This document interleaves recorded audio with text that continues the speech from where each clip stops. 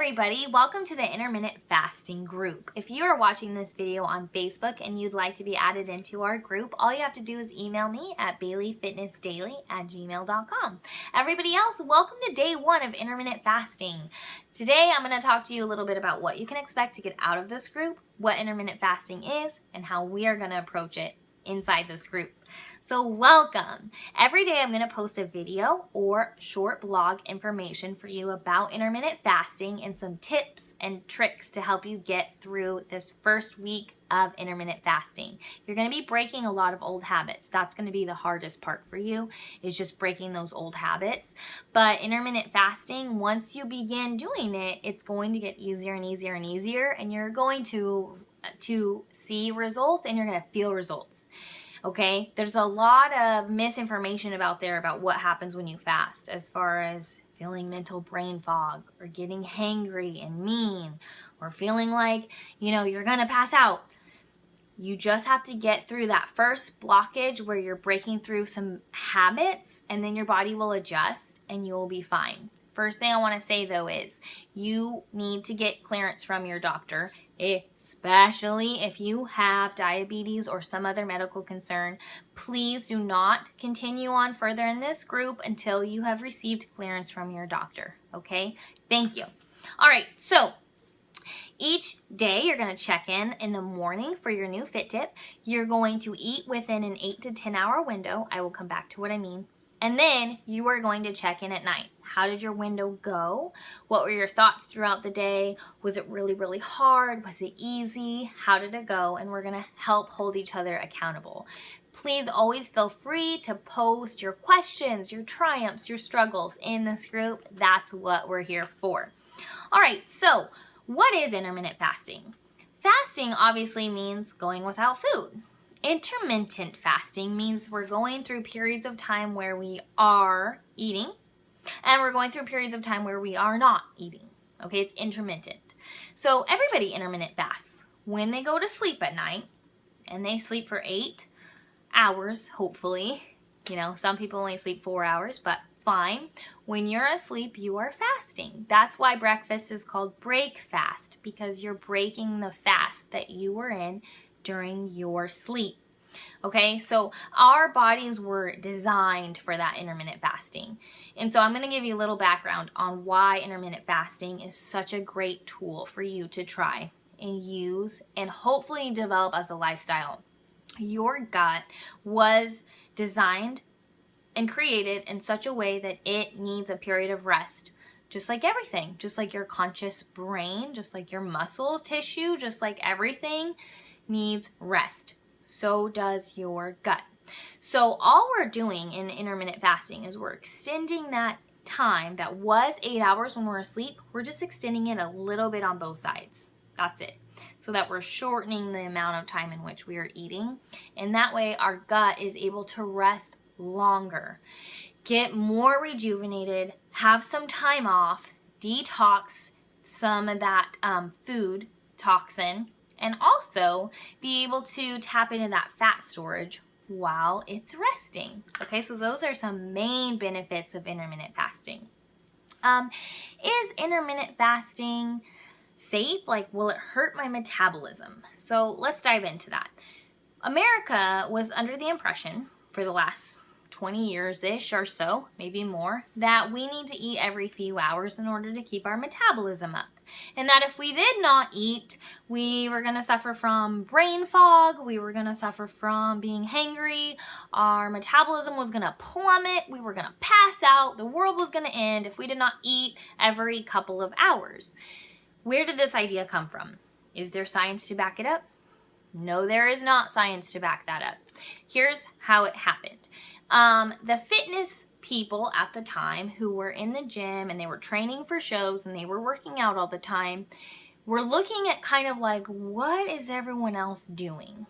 What everyone else was doing at the time was eating a lot of healthy meals 5 times a day, maybe 6 times a day, and they were eating every couple of hours. They were also working out like crazy, some of them up to 2 hours a day. So other people started looking at that guy over there and saying, wow, look at him. He looks super fit. I want to look like that too. What is that guy doing? Oh, he's eating every couple of hours? Awesome. I'm going to start eating every couple of hours. And I'm going to work out for 2 hours a day. And it started to trickle. And it became sort of like wildfire, where this bro science that started with one person trying it and seeing results, and now all of a sudden everybody is trying it. The problem is the people who are training for fitness shows are eating crazy, ridiculously low amounts of calories. They're eating ridiculously clean food, and they're working out like crazy. I'm not bashing that lifestyle. I have trained for a fitness show. It's the hardest thing I ever did in my life, but that doesn't mean it's the healthiest thing that you can do for your body. It's really not. It looks good, but it doesn't feel good because it's not the best thing you can do for your body. But that's kind of how that rumor got started, and then it spread like wildfire, and everybody was just saying it because everybody was saying it. It was bro science. Okay, I'll give you another example of bro science. America kind of went through this phase where everyone was germophobic, and everybody had to have the 409, and everybody had to have the Clorox wipes, and everybody had to have the hand sanitizer all the time and disinfect everything. And we're kind of realizing now, like, oh my gosh, this is bad. And we're like spraying all our crops with this pesticide stuff to get rid of germs and bugs and all this stuff. And we're treating our environment like it's unnatural. And we have to clean it all the time. What was that doing for us? That was making us more and more and more sick, because we need germs, we need antibodies, we need probiotics, we need that stuff in our environment. The more we tried to touch it, the worse we got, right? So we kind of realize that science evolves and changes with trial and error. And the whole theory that you have to eat every couple of hours has been debunked. That is no longer the theory, and there never was scientific evidence to back it up. What the scientific evidence does support is intermittent fasting. In fact, your metabolism will not drop until after 60 hours of fasting, at which point your metabolism doesn't hardly drop at all.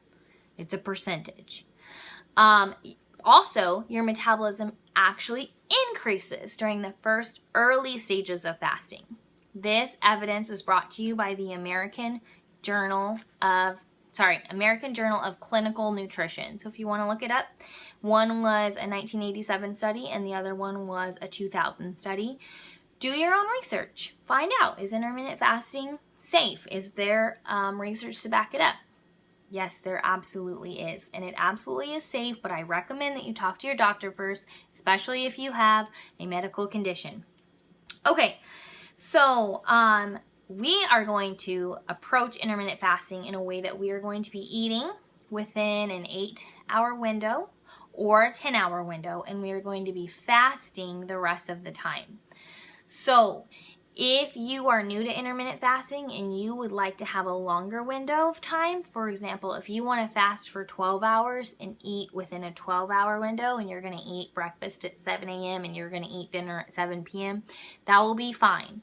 Try it for a day, and then you can just shorten your window each day until you find the perfect window for you. Window just means the amount of time in which you are eating. So I'm going to be eating from 11 a.m. to 7 p.m. That's going to be my eating window. The rest of the time I'm going to be fasting.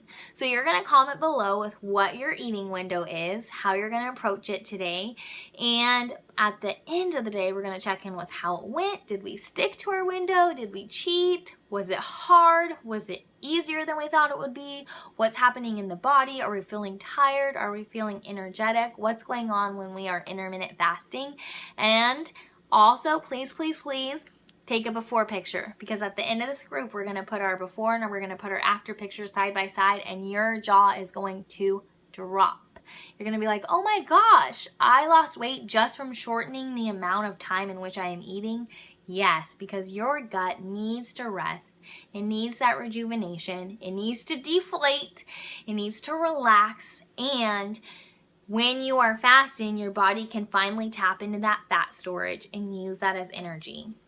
if we're eating every couple of hours, we're never giving our body a chance to dip into our fat storage. We're always continually feeding it and giving it more to process and more to do.